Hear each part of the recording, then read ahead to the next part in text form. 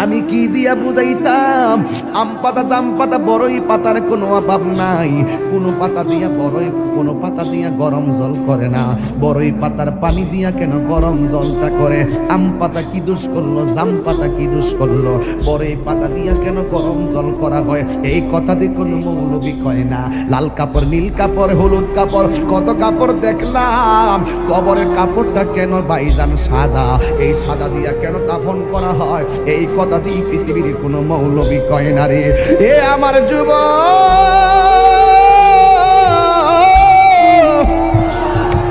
কি দিয়া বুঝাবো কবরটা কেমন ডেঞ্জারাস? কি দিয়া বুঝাবো মরণটা কত কঠিন? কি দিয়া বুঝাবো তাহিরের একটা দিন চলে যাওয়া মানে হলো আমার জীবন থেকে চিরদিনের জন্য দিনটা চলে গেছে। কোটি টাকা দিয়েও এই ঘন্টার সময়টা আনতে পারতাম না। এখন আমি শ্বাস ফালাইতাছি, একটা টাকা বিল দেওয়া লাগে না। নদীর পারে হাওয়া খাই, বিল দেওয়া লাগে না।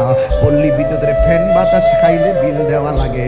আইসিইউতে ঢুকে গেলে দিনে 50,000 টাকা গোনা লাগে। আমার আল্লাহ যে কত নিয়ামতের বাতাস আমরা ঢুকাইতেছে, বাইরে কইরাইতেছে, একটা টাকা বিল নেই না। আল্লাহ কয় বিল লাগতো না, শুধুমাত্র তোরা 5 বার আইসা কপালটার মাটির মধ্যে লাগাইয়া দিবি। সুবহান রাব্বিয়াল আলা বলবি। দুনিয়ার মালিকের ডিউটি 20 দিন না করলে 20 দিনের বেতন কাটা। আর আমার আল্লাহ তোরে হাজিরা দিছে দৈনিক 5 বার।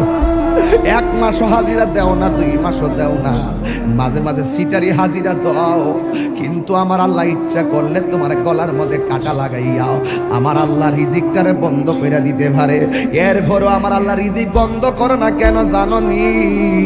কারণ হলো আমার আল্লাহ কয় আমি আল্লাহ তোরে মায়া কইরা বানাইছি।